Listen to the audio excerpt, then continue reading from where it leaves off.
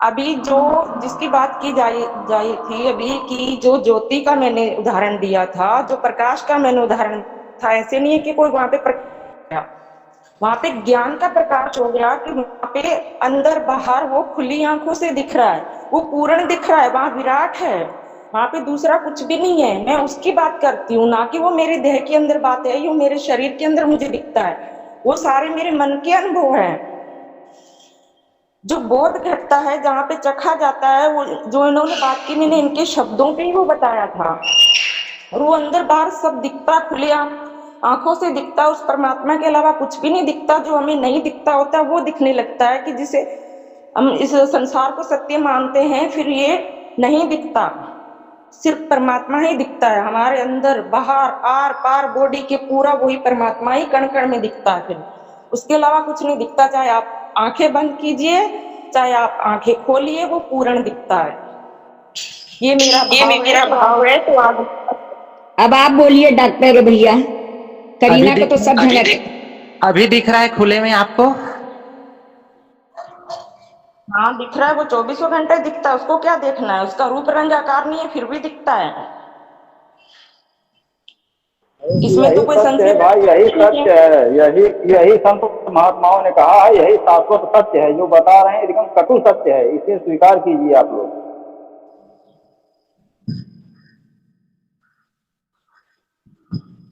इसी के बारे में ही कबीर ने बोला है, जो हम बता रहे हैं, पर उसको आप शांति भाव से समझेंगे तभी समझ में आएगा ना। कि कहते हैं ना, वो मुझे वाणी तो आती नहीं कबीर की, मैं आंख ना रूंदू, पता नहीं कैसे कान ना रूंदू, खुली आंखों से देखूं, तो उसके बारे में ही बोला गया है कि वो खुली आंखों से, बंद आंखों से दिखता है परमात्मा। अगर वो नहीं दिखता तो कोई साधक कैसे कहता कि उसका रूप नहीं है, उसका रंग नहीं है, उसका आकार नहीं है, फिर भी उसको बोला कि गगन मंडल में वास है हमारा। बिल्कुल बोला, सही बोला। क्यों उसको जाना, उसको चखा, उस परमात्मा में पूर्णता में अपने को मिटाया, तो स्वयं क्या बचा वहां पे? परमात्मा। तो परमात्मा एक है, दो नहीं हो जाता वहां पे। तभी तो बोले ना कबीर साहब जी जी, न मूंदू कान न रूंदू, काया कष्ट न धारू, खुले नयन हंस हंस देखूं, सुंदर रूप निहारू। इसी को बोला। वो बोले ना, कर नैनो दीदार महल में प्यारा है। और ये भी वाली बोले ना, तेरा मेरा मनवा कैसे एक होई रे, तू कहता कागज का लेखी, मैं कहता आंखन का देखी। आंखन का देखी मतलब क्या? तू कहता कागज का लेखी, मैं कहता आंखन का देखी, तेरा मेरा मनवा कैसे एक होई रे। कबीर साहब ने वाणी है ना, जयतराम साहब का वाणी है, गरीबदास साहब का वाणी है। सूक्ष्म रूप अनाद है चिके अंदर गलतान, गुरु का शरणा लीजिए, गुरु का धैर्य ध्यान। तिल के तिल भीतर है 14 भुवन का बनावन हारा, है ना, गरीबदास साहब के वाणी है ना ये। तो जिसके अंदर में है वो कैसा है? बिल्कुल सूक्ष्म से सूक्ष्म लहा, नयन झरोखे बीच सदा विराजमान है। आपका रूप बीज रूप है और सदा बीज रूप ही दिखेगा, सदा एक जैसे। इस पिंड ब्रह्मांड 84 लाख जो जीव है, उसका रूप कैसा है? बीज रूप है, वो बीज ही दिखेगा जो सदा मौजूद है। और ये बीज जब झाड़ हो जाएगा, अपना स्वरूप पालेगा, वो है ब्रह्म। तो ये जहां हम काया में जो है, ये क्या है? हम जीव रूप में हैं। जीव से जब हम शुद्ध रूप में अपने आ जाते हैं, तो ये हो गया आत्म रूप। अब जब ये आत्म रूप अपना निज रूप पा ले जाता है, वो हो गया अपना स्वयं का ब्रह्म स्वरूप है, वो है मालिक का स्वरूप। तो जो ये तीनों धारा को एक करके एक किया, तब हो जाता है कि सिर्फ है मालिक का, तू ही तू, दूसरा कोई नहीं बचता। ऐसा तो इसलिए वो सर्वत्र अंदर और बाहर तो कोई बात ही नहीं होता, क्योंकि मालिक के लिए कोई बंधन नहीं है कि वो सिर्फ अंदर दिखता है बाहर नहीं। अंदर बाहर तो उसके लिए है ही नहीं, निर्बंध है वो। और जो निर्बंध है वो सदा दिखता है। डॉक्टर साहब जी, एक जिज्ञासा है, जिस दर्शन की आप लोग चर्चा कर रहे हैं, क्या वो दर्शन ब्रह्म स्वरूप में पूरा फैल जाता है?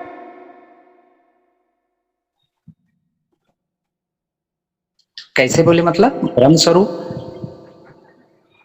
जैसे आत्मा अखंड है, परमात्मा अखंड है जी, वो खंड खंड नहीं किया जा सकता। अब देखो, वो क्या सर्वत्र मौजूद है, उसका सर्वत्र दर्शन किया जाता है? इसकी दर्शन होता कैसा है? सूरत शब्द को देखता है, हम जिस नैनों से देख रहे हैं ये क्या है? चरम। जब हम इस दुनिया को देख रहे हैं ये सब नाशवान है, जो चरम से दिखता है वो नाशवान है। आर्य भैया ने बोला, बहुत सही बोला, मगर ये यही नैन चरम का है, यही नैन ब्रह्म का हो जाता है, और यही नैन आत्म का, तीनों इसका रुधारा है। तो इसको कैसे हम ब्रह्म की नैन से देखें और कैसे इसको आत्म रूप में देखें? जब हम सूरत के रूप में देखते हैं सदा ब्रह्म दिखता है। इसीलिए इसी वाणी बोला है ना गरीबदास साहब ने, बड़ा होए ब्रह्मांड से छोटा राई। डॉक्टर साहब प्लीज क्लियर करते जाइए, सूरत से हम लोग क्या समझे? वाणी से हम लोग परिचित नहीं है, तो आप लोग थोड़ा थोड़ा समझाते जाए। अब सूरत को मैं आपको कैसे समझाऊं? ये बोल रहा है, ये अंदर में जो बोलता है, ये बोलता का ही स्वरूप सुरती बोलते हैं हम इसको, जिसको तुम लोग आत्म बोलते हैं या जीव बोलते हैं या चेतन बोलते हो। है वस्तु एक, इस काया में जो कुछ है एक ही है, नाम कुछ भी रख लो, चाहे तुम उसको मन बोल लो। इसमें जो क्रिया कर रहा है वो इस शरीर में, वो जीव अवस्था में जीव। अब जब ये जीव अपनी अवस्था अपने सामने प्रकट हो जाता है, तुम उसको देख रहे हो। अब जो देख रहा है दृष्टा कौन है, और जो दिख रहा है ये कौन है? तो चेतन अपनी चेतन को स्वयं देखता है। जैसे तुम एक मट्टी के अभी पुतले हुए, ये शरीर को शरीर स्वयं देख रहा है ना, वैसा ही ये चीजें चेतन को चेतन देखता है, ये दिखता है। और इसको कैसे मैं समझाऊं? जब ये एक्सपेरिमेंट, जब आप प्रैक्टिकल में रह जाओगे, आप स्वयं इस चीज को जान लोगे कि रियल में सूरत से ही उसके देश से देखा जाता है उसको। वे बोले ना, सूरत की नजर से देख ले वा देश, दिसत दिसत दिस न लागे, मिट गए सकल अंदेश। सुरती की नजर से देख ले वा देश, उस देश को सुरती से ही देखा जाता है। डॉक्टर साहब यात्रा उससे भी आगे है। हाँ आगे है ना, या ये तो शुरुआत हुआ जी। जब आप अपने स्वरूप को देख लिए ना, तो वहीं से आपका तो भक्ति शुरू हुआ। आप तो अभी तक काया में कैद थे, अब इस कैद खाना से निकले, अब आपकी भक्ति शुरू हुआ, आप प्रकट हुए, मतलब पैदा हुए आप। अभी आप तो भक्ति आपका तो कोसों दूर है। बस फिर ये विरोध थोड़ी है। हाँ, दीदी आगे की बात कर रही है, आप थोड़ा पीछे की कर रहे हैं। बस समझने के मिस्टेक है थोड़ा थोड़ा। जब ये क्या है, जब अरस परस हो जाता है, इसीलिए ना उस पूरण के जब तक एक पूरा भेदी ना गुरु के सामने ना हो, हमने अरे ये अरस परस का विषय है ये। अगर इस मोबाइल और ग्रुप में ना सिवाय कंफ्यूजन के कभी इसको आत्म और परमात्म को कोई बोल के इस ब्रह्मांड में नहीं बता सकता, ना समझा नहीं सकता। ये जब तक बिना गुरु के अरस परस ना हो, उसके ज्ञान के सामने ना हो, इस धरती में मैं बोलता हूँ कोई नहीं समझा सकता इस ज्ञान को। जीवन निकल जाएंगे इस टॉपिक पे प्रश्न करते हो ये करते, मगर जब तक एक पूर्ण भेदी एक सदगुरु की शरण में लिए। साहब इससे आगे की यात्रा भी बताइए। हो सकता है आप भी वहीं पहुंचे जहाँ दीदी पहुंच रही है।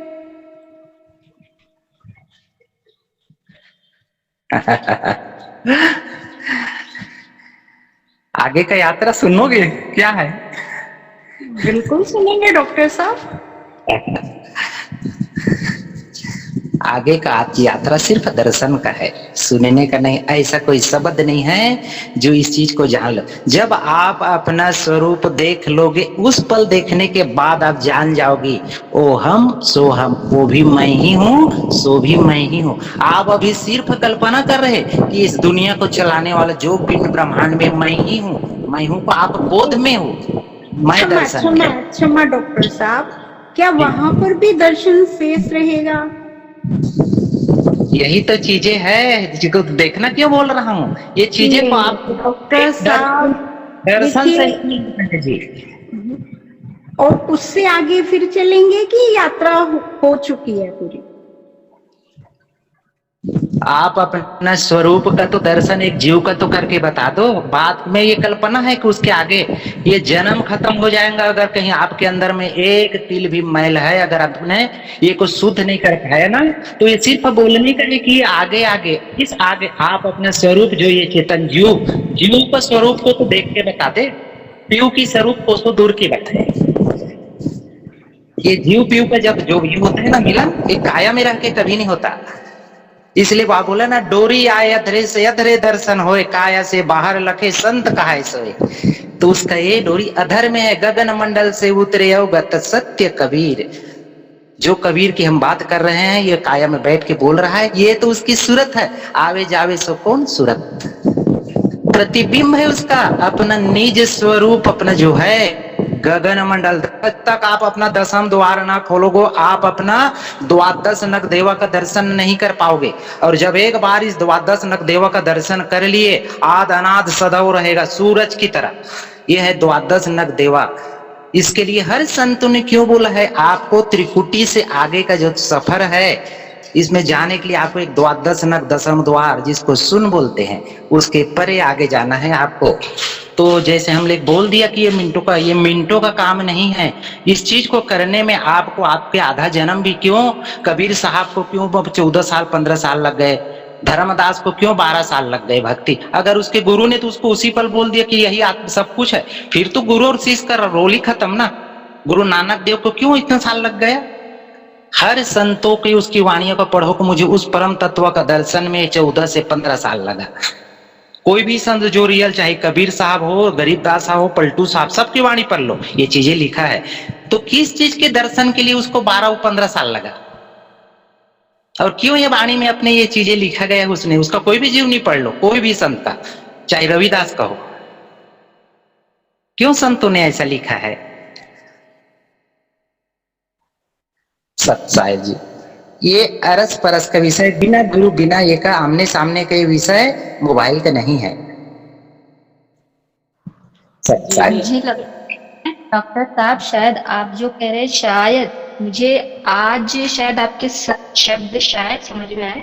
तो जो समझ में है वो रख रहे हैं कि जो हम कह रहे हैं वही कह रहे हैं, लेकिन आपके शब्द के थोड़े अलग है ना, तो कंफ्यूजन क्रिएट हो जाता है। तो मुझे ऐसे लगता है, जैसे मैंने समझा अभी, कि आप कह रहे हैं कि जो अभी हम जीव है ना, बुद्धि है ना, बुद्धि मन चित्त भी मिलके अभी जो जीव है, अभी जब हम बोध स्वरूप में रहते हैं, तो रहते रहते जब हम सूक्ष्म शरीर कहते हैं उसको, तो जो ज्योति प्रकट हो जाए, प्रकाश रूप में वो प्रकट हो जाता है, तो वो दिखता है। हमारा जो स्वरूप है, ज्योति जीव स्वरूप है, जिसको जीवात्मा कहते हैं, उसके तो दर्शन हो जाते हैं। तो उसको आप कह रहे हैं सुरति, है ना। तो आपका कहना है कि जब तक उसके दर्शन ना हो तब तक आप उसमें स्थित हमेशा नहीं रह पाओगे, और बाद में उसके दर्शन हो गए, वो जीव रूप है, जीवात्मा है, उसको जब आत्मा कहते हैं सुरति, वो जीवात्मा का रूप है, वो तो दिखेगा ज्योति स्वरूप में, प्रकाश रूप में। लेकिन फिर आप कह रहे हैं, जैसे हम भी कहते हैं कि उसी में स्थिर रहना है, उसी में फिर आपको बने रहना है। तो आप बोल रहे हैं उसी की भक्ति करनी है, तो उसी में रहना, फिर वहां रहते रहते फिर वो ज्योति भी समा जाएगी उस निराकार में, जहां से आई है, जहां से निकली है, जिस महाशून्य से सब निकला है, जिस सागर से लहर निकली है, उसी में वो समा जाएगी। और अपना जो असली स्वरूप है, चेतना का जो असली स्वरूप, जैसे अभी हमने कहा, तब बुद्धि को समझ जाता है कि चेतना ही मैं हूँ, तो शांत हो जाती है, अपना स्वरूप प्रकट हो जाता है। लहर समुन्द्र में समा जाती है, समंदर प्रकट हो जाता है, वैसे फिर वो प्रकट हो जाएगा। आप भी वही कह रहे हैं, हम भी वही कह रहे हैं, शब्द का एर फेर है थोड़ा इधर उधर, ऐसा मुझे लगता है। बिल्कुल सही पकड़ा, सही पकड़ा। जब तक हम ये हमारा ज्योत स्वरूप है, ये प्रगट और आठों पहर दिखता है, इसके लिए भक्ति की जरूरत नहीं। भक्ति कर लिए, जब एक बार प्रगट हो गया, ये कभी छूटता ही नहीं। जिस तरह सूरज गगन मंडल में है, कभी ये दिन डूब रात होता ही नहीं, वैसा ही वो सर्वत्र सदा अनाद प्रकट रहता। मगर जब वो प्रकट हो गए, वहां से आपका सफर शुरू हुआ, क्योंकि आप आद अनाद काया में कैद थे, कैद खाना से आपने निकल गए। अब निकल गए तो आपका भक्ति वहीं से शुरू हुआ। आप मतलब जिस तरह माँ के गर्भ में बीज रूप में थे 9 महीना, तो प्रकट हुए, वैसा ही आप इस काया में आद अनाद कैद खाना में थे। अब इस कैद खाना से आप निकल गए, अब आपकी भक्ति यहीं से शुरू हुआ। और जब भी हुए ये जीव कुछ बोले, मन तो ज्योत स्वरूप है, एक छोटा सा ज्योत स्वरूप है, मगर मालिक क्या है, सूरज के करोड़ करोड़ सूरज की रोशनी उसके एक रोम में है। तो वो उसमें कौन समाएगा, हमारा शुद्ध चेतन ही, जो हमारा मूल रूप मिला, वही समा सकता है, ना कि ये काया। आपने बिल्कुल करेक्ट पकड़ा, मगर वहीं से आपका भक्ति शुरू होता है। हाँ, वो तो प्रेम से ही मिलता है, बिना प्रेम के तो मिलता है। हाँ, यहाँ सिर्फ एक बात का हमको कंफ्यूजन, जैसे आप कहते हैं ना, ये ज्योति स्वरूप तो ठीक है, दिखता है, सूक्ष्म शरीर जीवात्मा है, उसका तो प्रकट होता है, वहां पे ही सब नाद नूर है, वहां पे सब प्रकट हो जाता है। लेकिन उसके बाद जो ब्रह्म स्वरूप आपने कहा, तो आप आपको कंफ्यूजन कहाँ पे हो रहा है, आप कह रहे कि उसका भी दर्शन होता है ना, तो वो है कि दर्शन को कैसे कहा जाता है, जैसे अनुभव को भी कभी कभी कहा जाता है कि हमने देखा, जैसे अभी कबीर साहब ने मैं देखा आंखन देखी का मतलब मैंने उसका अनुभव कर लिया, मैंने उसको अनुभूत कर लिया, जरूरी नहीं कि मैंने इस आंख देखा, क्योंकि परमात्मा जो है सारे अनुभव यहीं पे इसके आगे दीदी जो है ना, जिस तरह बोले हर संतों के महापुरुषों के सतलोक के वर्णन पढ़ो, मालिक के एक रोम में करोड़ों दिखता है, ये करोड़ों सूर्य एक एक रोम रोम दिखता है उसका, और हर पलक दिखता है, जब वहां पे चले जाओ ना दिखता है, ये देखने का वस्तु है। डॉक्टर साहब थोड़ा पूरा कर लेती हूँ, फिर आपकी भी मैं सुनती हूँ। यहाँ पे जो आप कह रहे करोड़ों सूरज दिखते, हाँ ठीक है बिल्कुल दिखते, लेकिन जाहिर है उसी का रचाया हुआ सारा माया जाल, उसी का स्वरूप है, तो दिखेंगे जब हम विराट हो जाएंगे। लेकिन जहां तक दिखना है, जहां तक हमें सूरज भी दिख रहा है, करोड़ों ये भी दिख रहा है, तब तक भी हम अभी यात्रा खत्म नहीं हुई है। क्यों नहीं हुई है? परमात्मा उससे भी आगे है। क्यों आगे है? क्योंकि वहां सारे अनुभव समाप्त हो जाते। क्यों समाप्त हो जाए? जब को जैसे अभी मिट्टी है, वो निराकार है इसलिए उससे घड़ा बनेगा, अब उस घड़े से दूसरा घड़ा बनाना, तो घड़े से घड़ा नहीं बनेगा, उसी घड़े को दूसरा कोई रूप देना हो तो फिर से वो घड़ा बीच में निराकार हो जाएगा और फिर से दूसरा आकार क्रिएट हो जाएगा। तो निराकार होना ये मेन चीज है। इसे और वैसे ही जो भी अनुभव आते, प्रकाश हो, ये हो, गैलेक्सीज हो, विराट ब्रह्मांड हो, चाहे जो, वो भी निकलने के लिए पहले उसके नीचे एक बेस होना चाहिए, एक निराकार का, जो निराकार से भी परे कहेंगे, आकार निराकार से भी जो परे वो रहता है, वहां से ये लहरें निकलती, यहाँ से वो ब्रह्मांड निकलता है। तो यात्रा महाशून्य की है, वहां से निकलेगा। जैसे एक उदाहरण देते, एक चिमटा है, चिमटा सबको पकड़ता है ना, वो चिमटा सबको पता होगा, वो सबको सब चीजें को पकड़ के यहाँ से वहां रखता है, लेकिन चिमटा खुद को नहीं पकड़ सकता, वो खुद को नहीं पकड़ सकता। वैसे ही परमात्मा के द्वारा सब हो रहा है, सारे वो उसी के द्वारा है, उसके माया के द्वारा, लेकिन वो स्वयं को नहीं देखा जा सकता, क्योंकि उसी से सब निकल रहा है और उसी में खो जाता है। तो वहां सब समाप्त हो जाता है, लेकिन जहां समाप्त हो जाता है वहां का फिर जो है वो तो अलग, वो जो जहां पहुंचा उसी को पता। लेकिन यहाँ देखना, ये करना, वो नहीं, क्योंकि अगर गैलेक्सी ये वो दिखती है तो ये तो इंद्रिय की बात होगी, ठीक है। तो फिर चखना क्या हुआ? स्वाद लेना कहाँ गया? स्पर्श करना कहाँ गया? है ना? फिर ये सारी चीजें भी आ जाएगी। अगर प्रकाश आ गया, ब्रह्मांड दिखते हैं, फिर दूसरी भी इंद्रिया कहाँ गई? वो भी तो आ जाएगी। फिर प्रेम का अनुभव होता है, वो भी तो अनुभूति आ जाएगी जो निराकार रहती है। शांति की अनुभूति होती है, वो भी तो आ जाएगी। फिर वो फिर कैसे होगी? वो फिर परमात्मा नहीं है क्या? वो भी तो है ना, वो भी तो है। जैसे गैलेक्सी दिख रहे, कण कण में प्रकाश घूम रहा है, वो भी परमात्मा ही है। परमात्मा की से कुछ भी नहीं है, वही है, वही उसका एक निराकार है, वहाँ कुछ नहीं है, और उस कुछ नहीं से ही सब कुछ निकलता है। ऐसे मेरा कहना था डॉक्टर साहब। प्रणाम जी राधा दीदी और डॉक्टर विजय। मैंने ना अभी एक छोटी सी पोस्ट डाली है ग्रुप के अंदर, वो मैंने कल चेतना दीदी से मंगवाई थी, पर मुझे इतना संस्कृत आता नहीं है, पर वहाँ जो मैं बताना चाह रही हूँ उस पोस्ट के अंदर वो ही ज्ञान है, पर मैं इतना संस्कृत पढ़ नहीं पाऊंगी जो मैं आपको सभी को पढ़ के बताऊं। पर आप सभी पढ़े लिखे हैं, वहां से पढ़ सकते हैं। वहां का वर्णन इस वाणी के अंदर बहुत अच्छे से दे रखा है, कि जो इसके बारे में दे रखा है कि संतो जो निज देश है हमारा, उस देश के बारे में जहाँ के हम वासी है, जहाँ का वो परमात्मा है, उसी के बारे में उसमें वर्णन दे रखा है। तो आप सभी पढ़ेंगे तो आपको बहुत अच्छे से समझ आ जाएगा। चेतना दीदी बहुत अच्छा सुनाती है ये, बाकी आप पढ़ सकते हैं। बहुत सही बताया दीदी आपने। बशर्ते देखो हमारे इस ये में 4 शून्य है। पहला शून्य ब्रह्मांड शून्य। इस ब्रह्मांड शून्य की रचना मालिक ने पहले किया। ब्रह्मांड शून्य में 5 तत्व आ गया, जिसमें हम आकाश तत्व बोलते हैं। पहला हो गया ब्रह्मांड शून्य, दूसरा हो गया काया शून्य, तीसरा शून्य हो गया आत्म शून्य, ये सब के अंदर में ऐसा ही है। और उसके बाद जो बोले ना परम सुन, चौथा सुन है परम सुन, जहाँ पे कुछ भी नहीं है, खाली है, मगर हम पहले ही सुन को ही ये करके ये इसका चढ़ाई नहीं कर पाए, इसी को हम प्रतिबिंब को ही वो परम सुन समझ बैठे। तो ये जो हमारे चार सुन है, तो पहले सुन से पार हो जाओ, दूसरा सुन को देख, दूसरे में पे पार हो, फिर इसके बाद जो अपना शुद्ध स्वरूप दिखता है आत्म सुन से भी पार हो जाओ, तब ये परम सुन आता है। तो इसी को परम सुन को बोला गया जय में। इसकी भक्ति कैसा किया जाता है? चरणदास साहब की भक्ति सागर में पढ़ना, चरणदास साहब की ग्रंथ दिया है, चरणदास की गुरु सुखदेव का गुरु जी व्यास है शायद, इसने ये तो 4 प्रकार की भक्ति बताया है, पदस्थ, पिंडस्थ, रूपस्थ, रूपति।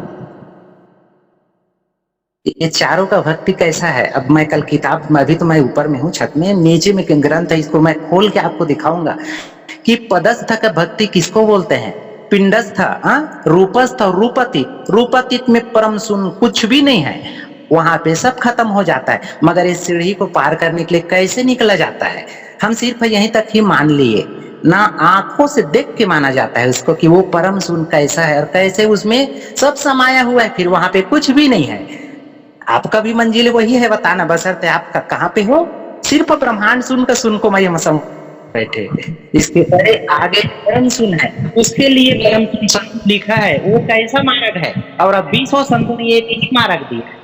बस यही कंफ्यूजन है। बाकी आप जो लोग है ना, बहुत करेक्ट जगह भी हो, मगर आप फर्स्ट का सुन को हो, जो ब्रह्मांड सुन का खाली इसी को मान बैठे, जबकि नहीं, इसके कई परे है, परम सुन कहीं और है। अब आपने भी वही कहा, आपने भी वही। राधा जी 2 सेकंड बस, फिर उसके बाद हम नहीं बोलेंगे। जो अभी इन्होंने बोला है ना, शून्य परम शून्य की बात बोली, इन्होंने सत्य बोला है कि शून्य को परमात्मा नहीं माने, शून्य से भी पार हो जाते। जैसे हम कई बार बोलते हैं ना कि समाधि से भी पार, शून्य से भी पार। जब शून्य से समाधि से पार होंगे कि इस बॉडी से ही पार हो, हम बॉडी के अंदर है ही नहीं, जैसे जो बूटी से पार हो गए जैसे, तो तब परम शून्य का वो होता है, वो परमात्मा की कृपा से ही होता है। पर अभी थोड़ी देर उन्होंने पहले बोला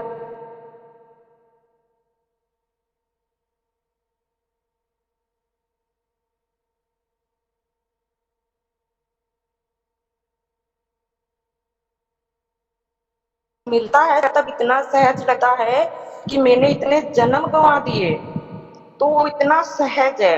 पर पहले हमें क्या लगता है, असहज लगता है, वो उसको पाने के लिए हम बहुत कुछ करते हैं। तो ये बात है सारी। अभी आप बोलिए राधा दीदी। प्रणाम दीदी। कुछ नहीं, डॉक्टर साहब इतना ही कहना चाहती थी कि आप जो कह रहे हैं वही हम भी कह रहे हैं, सिर्फ अभी ये है कि आपके वो शब्द थोड़ा अलग है ना। और कबीर वाणी जैसे तो मैंने भी कभी पढ़ी नहीं, थोड़ा थोड़ा दोहे वगैरह पता है, वो भाषा भी ज्यादा पता नहीं, तो वो शब्दों से थोड़ा ये हो जाता है, क्लियर नहीं होता। लेकिन ये कहूंगी कि आप जो कह रहे हैं ना वही हम भी कह रहे हैं, लेकिन शायद आपको वो क्लियर नहीं हुआ कि हम भी वही कह रहे हैं। तो आपको मैं यहाँ पे रखना चाहूंगी ये बात कि हम भी वही बात कर रहे हैं, हम भी उसी मार्ग पे है, जो आप बोल रहे हैं ना, हम भी उसी मार्ग पे। डॉक्टर साहब प्रणाम। जी दीदी, हमने ये नहीं कहा कि आप उस मार्ग पे नहीं, हम तो बता रहे थे कि जो डॉक्टर बीजी हमें समझाना चाह रहे हैं वो शून्य की पाप की बात है, उसके बारे में मैंने बोला है। हाँ, ठहरे तो वहीं पे अपने मैं भाव में, जैसे अपना मैं का बोध होगा, हमें अपने ज्योति का होगा, तो ज्योति लय हो जाएगी, तो सत्य के अंदर शून्य से पार, समाधि से पार, वहां पे जैसे कुछ नहीं है, ना रात है ना दिन है, ना धूप है ना छांव है ना आनंद है, तो वहां पे सिर्फ परमानंद कहते हैं ना, जैसे परमानंद उसको शब्द दे देते हैं, बोलते हैं, पर वहां पे बिल्कुल ठहराव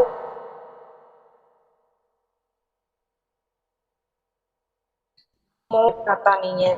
जितने भी हमारे मन के भाव है वो भी आप सही बोल रही हैं कि मन के द्वारा जो देखा जा रहा है, जाना जा रहा है, वो नासवान है, वो बात सत्य है।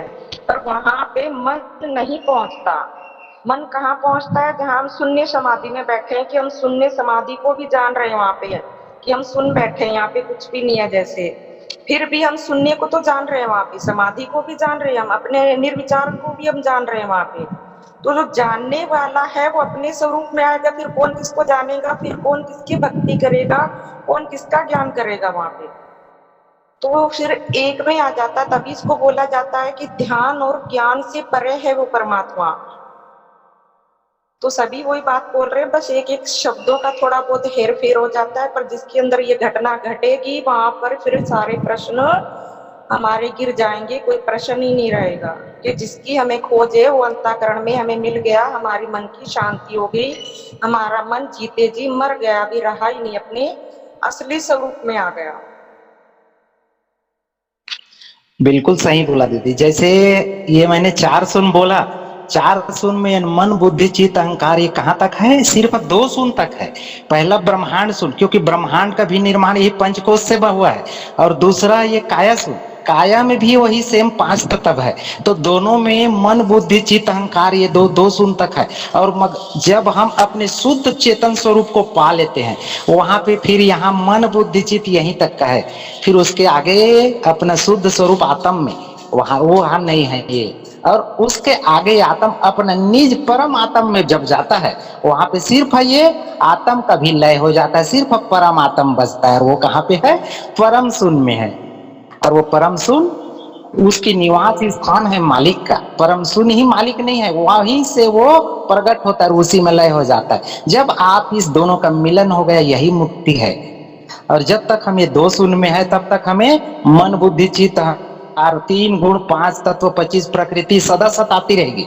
और यहीं पे दुनिया का भक्ति शुरू होता है और यहीं पे दरिंड हो जाता है। मगर आप लोग का जो है ये बहुत अच्छा है, आगे करो। मगर इसके लिए 2 शून्य पार और होना है। ये जो 2 शून्य है यहाँ पे ये सब लग रहा है, हम इस 2 शून्य में है, तभी तो हमें देखो काम क्रोध लोभ मोह अहंकार सब आता है। अभी किसी का गाली गलौज तुरंत गुस्सा आ जाता है, मतलब हम इसे त्रिगुण के माया से पार नहीं हुए हैं, इसी चीज में हम हैं। तो इस 2 शून्य के आगे का आप लोग को 2 शून्य और पार होना है, तब कहीं जाओगे। अब जो आगे जाया जाएगा वो कौन है? इस दोनों का खोखा जब गिर जाता है तब हमें शुद्ध अपना स्वरूप आता है। यह है आत्म शून्य। उस आत्म का दर्शन होगा तब ये आत्म अपनी परम शून्य का दर्शन करता है। ऐसे एक एक सीढ़ी लय होता जाता है। जैसे 5 तत्व है, 5 तत्व का जब नाश होता है तो सभी तत्व एक दूसरे को खाता है। पृथ्वी खा जाता है जल को, जल खा जाता है वायु को, अग्नि को, अग्नि खा जाता है वायु को, और वायु खा जाता है आकाश को। अब आकाश को कौन खाता है? आकाश लय होता है महातत्व में, और महातत्व उस परम तत्व मालिक को बोलते हैं। ये भी लय हो जाता है। जब महाप्रलय आता है आकाश भी नष्ट हो जाएगा। तो ये बहुत उच्च कोटि का ज्ञान है। आप लोग का ज्ञान ये नहीं है बहुत अच्छा लगे मगर मंजिल मिलेगा, बशर्ते और आगे चलो। आकाश खत्म होता है अंधकार में, आकाश खत्म होता है अंधकार में, अंधकार खत्म होता है प्रकाश में, प्रकाश खत्म होता है परमात्मा में। ये हाँ, ये तो बोलने का है भैया। अंधकार ये क्या है? उसका गुण है ये। जैसे प्रकाश का गुण क्या है? यही भक्ति लोग है, यही भक्ति है। जब साधक साधना करते हुए जब वहाँ पहुँचता है तो पहले जो है पहला स्थूल शरीर छूटती है, फिर सूक्ष्म शरीर छूटता है, फिर कारण शरीर छूटता है, फिर महाकारण में जाता है, तब वहाँ बोध होता है। तो जिसकी खोज करे वो तो हम ही है, जी तो हम ही है। वहाँ तो ये अहम ब्रह्मास्मि, अहम ब्रह्मास्मि है, फिर बोलता है एको हम जगत सर्वम, सिर्फ हम ही है,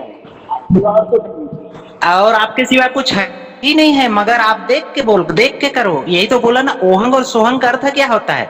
वो भी हम ही है, ये भी हम ही है, जीव भी हम ही है, और पीढ़ी हम ही है, बशर्ते हम देख के बोलेंगे, बिना देखे नहीं। ये तो कल्पना में कर रहे हैं कि हम ही सब कुछ है, ये मान लिए मगर जाने नहीं। तो जिसको पहले जानो तब बोलो कि मैं हूं। इसीलिए बोले ना, बोध में नहीं दर्शन करके बोध में आओ, तब हम सर्वत्र इस पिंड ब्रह्मांड का रचयिता आप ही हो, सो हम। तो जब मन को ज्ञान हो जाता है तब वो उसके लिए 2 रास्ते होते, एक अभ्यास का और एक ध्यान का। और ध्यान अभ्यास के द्वारा ही सुलभ है।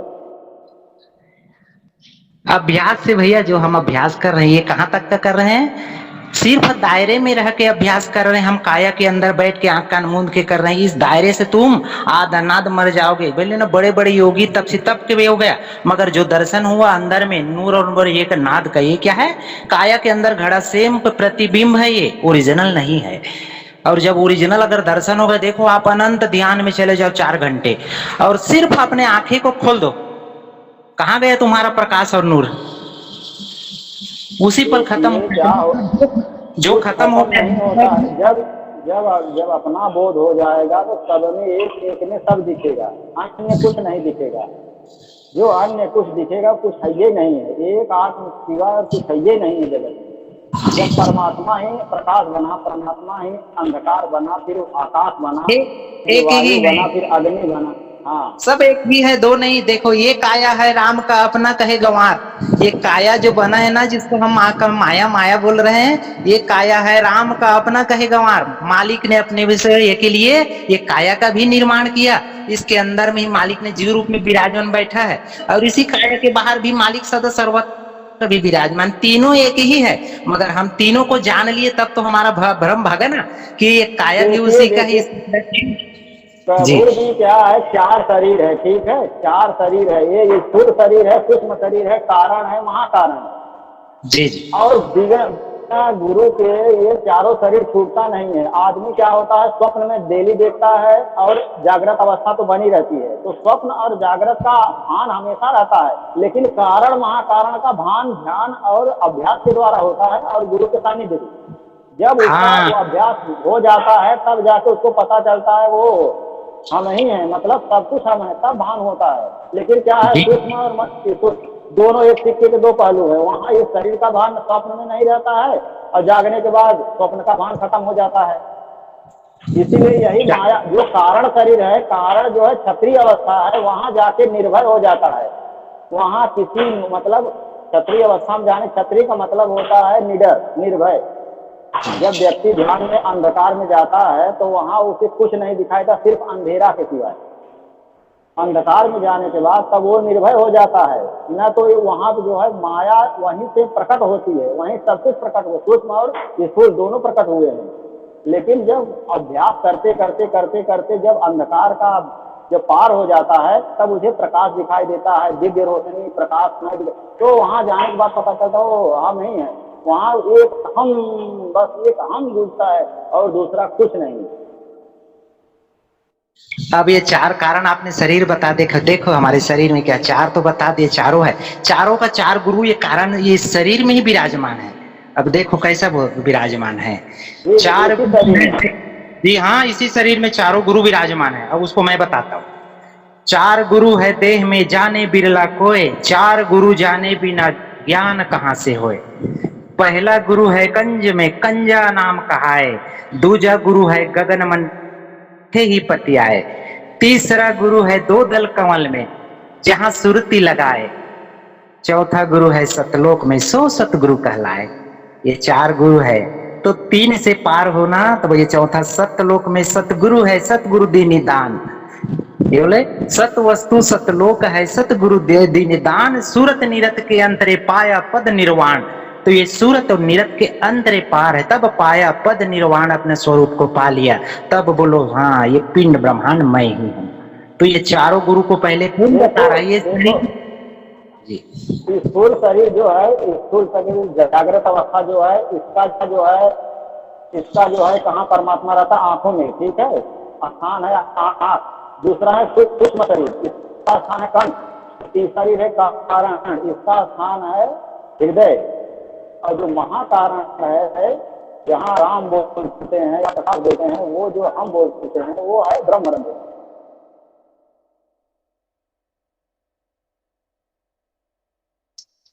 डॉक्टर साहब, जैसे अभी आपने कहा था कि जब तक जीव रूप का वो हम देखेंगे नहीं स्वरूप, तो उसके पहले फिर कैसे वो बोध में आएंगे, है ना?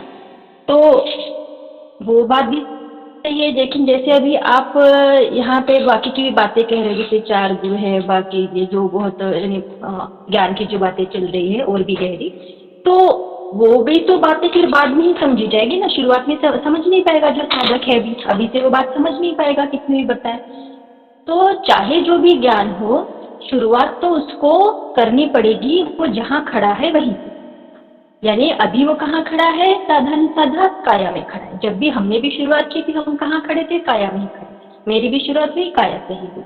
तो जिस स्टेयर में खड़े हैं, जिस स्टेप पर खड़े हैं, उसी से हमको आगे जाना है। कोई पहले में खड़ा है तो वो वहां से शुरुआत करेगा, कोई दूसरे में, कोई तीसरे में, कोई चौथे में, वहां से शुरुआत करेगा। तो शुरुआत हमेशा वहीं से होगी, शरीर से ही होगी। फिर वो आगे जाते जाते उसको वो ज्योति स्वरूप का दर्शन होगा, फिर उसके भी वो आगे जाएगा। लेकिन शुरुआत कहाँ से करनी पड़ेगी? मनो शरीर से। साधना इसलिए की जाए क्योंकि परमात्मा को पाने की कोई साधना नहीं है। परमात्मा को पाने की ना तो साधना है, ना तो विधि है, ना तो कुछ है, क्योंकि जो है हर क्षण है, उसको कहाँ से पाएंगे? वो कभी खोया ही नहीं तो उसको कहाँ से पाएंगे? सारी साधना विधि बस इस मन बुद्धि को शांत करने की है, जो बाहर उछल उछल के यहाँ वहां जा रही है, शांत नहीं हो पा रही है, उसके कारण उसका स्वरूप उसको नहीं दिख रहा है। पूरी साधना निर्विचार होने के लिए की जा रही है। और ये साधना में अलग अलग विधियां इसलिए बनाई गई है ताकि अलग अलग लोगों को वो ले जा सके, क्योंकि हर एक की प्रकृति अलग होती है। हर इंसान एक जैसा भगवान ने नहीं बनाया है, अलग अलग बुद्धि है हर एक की। किसी को बहुत गहरी बात समझ में आएगी तो किसी को बुद्धि की बात समझ में आएगी, उसको मन की बातें समझे, प्रेम की बातें समझे, वो कर्म की बातें समझ में आएगी, है ना। तो जैसे अलग अलग लोग हैं मन के स्तर पर, वो वैसे वैसे साधना करेंगे और आगे आगे जाएंगे और मिलेंगे तो आखिर एक ही जगह ज्योति स्वरूप में मिलेंगे। फिर उसके भी आगे परमात्मा कृपा करेगा, उसके भी आगे जाएंगे, वो तो परमात्मा की कृपा है। लेकिन शुरुआत वहीं से करनी पड़ेगी जो जहां खड़ा है, उसके बगैर शुरुआत नहीं हो सकती। अगर कोई पहले स्टेप पे खड़ा है और हम उसको कहे 5वीं स्टेप का बता दे कि चलो ऐसे, तो वो नहीं जा पाएगा। वो अभी क्रॉस ही नहीं की उसने पहली 2 स्टेप्स, है ना। तो जो जहां है वहीं से साधना शुरू होगी। तो अभी यहाँ पे हम जिस यहाँ पे रहते हैं बोध में, वो तो और भी आगे की साधना। पहले की साधना क्या रहते हैं? कोई मंत्र शुरू करता है, कोई त्राटक से शुरू करता है, कोई छोटा मोटा किसी चीज पे ध्यान करता है, फिर आगे जा जाके वो आता है इसके कि मैं बोध स्वरूप अपनी दृष्टा में आता है, क्योंकि वहां तक ही आप आ सकते हो, आप उसके आगे नहीं जा सकते। आप दृष्टा तक ही आ सकते हो। फिर ये दृष्टा गिरता है जहाँ पे मन जुड़ा है, चेतन और जड़ जुड़ा है दृष्टा के पास। दृष्टा में क्या है? साक्षी भी है जो सदैव है चेतन, और उसके साथ मन जुड़ा है सूक्ष्म रूप से, क्योंकि क्रिया शुरू है। दृष्टा मतलब अभी भी दृश्य बाकी है, क्रिया शुरू है मतलब मन सूक्ष्म रूप से है। इसलिए दृष्टा तक हम आते हैं, हमारा उतना ही काम है। उसके आगे फिर वो कब लय होगा, वो प्रभु की कृपा है। धीरे धीरे अवचेतन में जो भी पड़ा है वो एक क्षण आता है, वो गिर जाता है, हम हमारे साक्षी स्वरूप में आ जाते हैं, जो कि हमेशा था, हमेशा था। सिर्फ हम नहीं थे, यानी हम यानी बुद्धि नहीं थी जगह पे। हमारा जो अंतकरण है, मन चित्त, जो भी हम मिलके हम ये बने हुए हैं, वो नहीं था जगह पे। वो जब इधर उधर कूद रहा था, ये लहर बहुत ऊंची ऊंची उड़ रही थी, यहाँ वहां यहाँ वहां, वो जब धीरे धीरे चुपचाप शांत हो जाती है तो सागर प्रकट हो जाता है।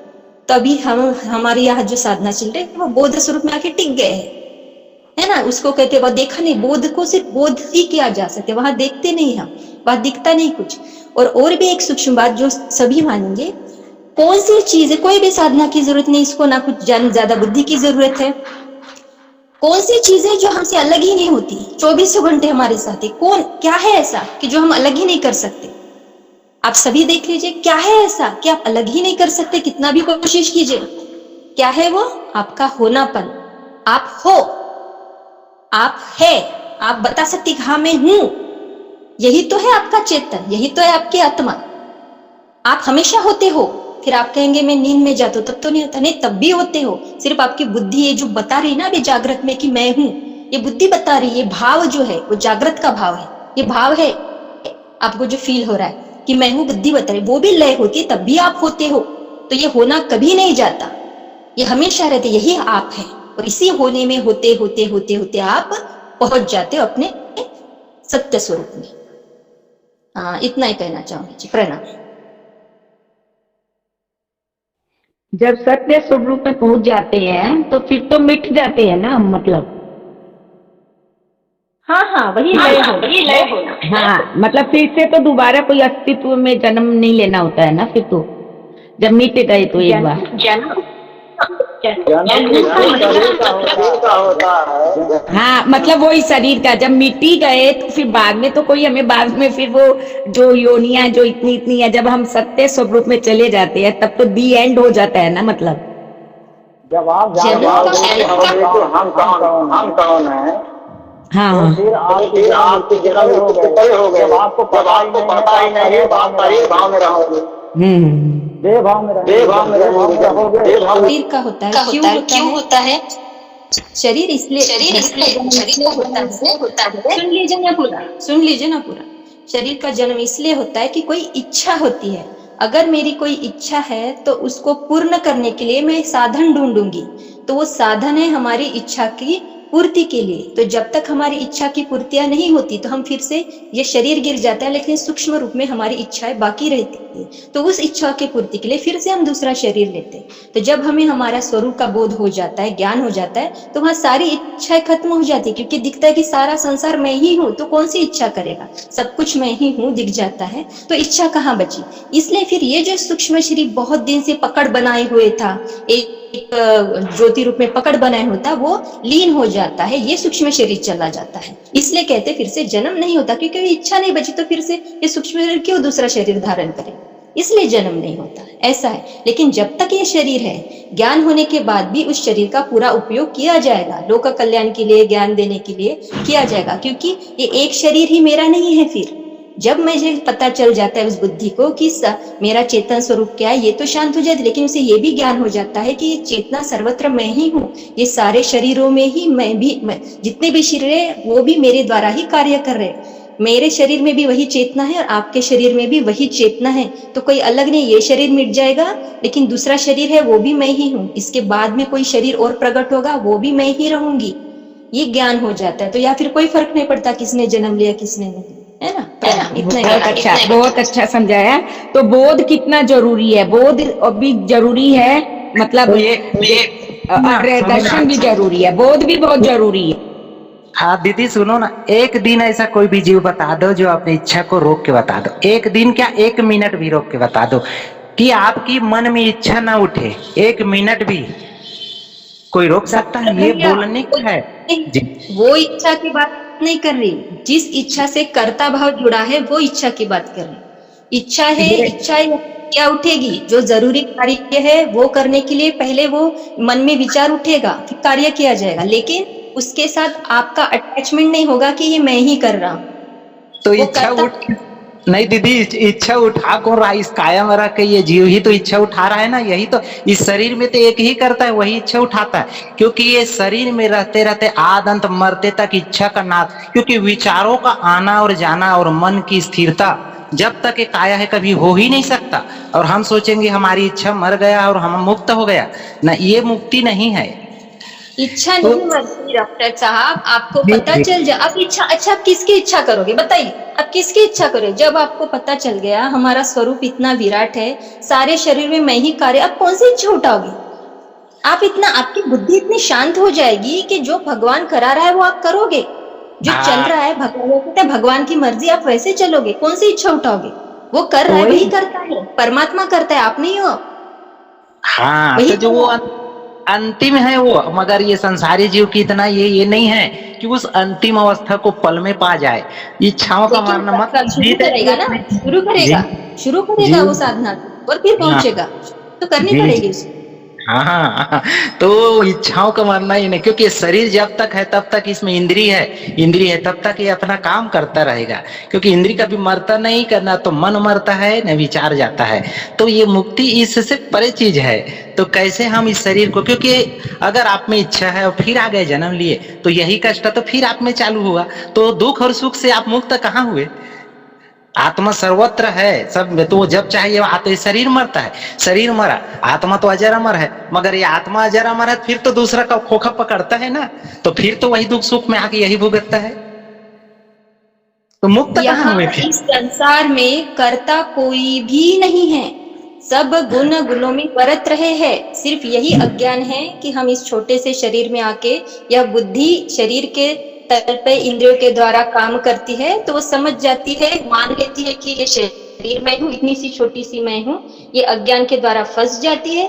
जब इसको धीरे धीरे ज्ञान होने लगता है और वो समझ जाती है कि मैं छोटा सा शरीर नहीं हूँ, मन नहीं, इंद्रिया नहीं हूँ, मैं चेतन सत्ता, उसको ज्ञान हो जाता है, वो शांत हो जाती है, मामला खत्म हो जाता है। फिर कर्ता कोई नहीं रहता। जो कर्ता का भ्रम पैदा हुआ था बुद्धि में, वो उसका कर्ता का भ्रम सिर्फ भ्रम ही है, जिसके कारण हम बंधे हुए हैं, उसी को अज्ञान कहते हैं। वो भ्रम मिट जाता है, फिर बाकी सारी चीजें जो अस्तित्व में चल रही है वो चलती रहती है। जैसे मैं हमेशा कहती हूँ 25 स्वयं पैदा हो रहे हैं, अपना कार्य करे, घोंसला भी बांध रहे, बच्चे भी पैदा करे, बच्चों को उसके बच्चे बड़े हो रहे, घोंसला बना रहे, खाना भी ढूंढ रहे, बीमारी होती है तो किसी पेड़ पौधा के पास जाते, खा लेते, ठीक हो जाते, मर जाते, और सब अस्तित्व चल रहा है। और यही अस्तित्व हम भी है, हम मनुष्य शरीर भी कोई अलग नहीं, सिर्फ इस बुद्धि ने हमको भटका दिया है। अज्ञान के कारण हमने मान लिया मैं कुछ अलग थलग हूँ अस्तित्व से। जब पता चल जाता है मैं अलग थलग नहीं हूँ, अस्तित्व का हिस्सा हूँ, मुक्त हो, सारा अस्तित्व मैं ही हूँ, सारे शरीर मैं ही हूँ, आज भी जो शरीर सारे मैं हूँ, पीछे जो होते वो भी मैं हूँ, आगे जो होंगे वो भी मैं हूँ,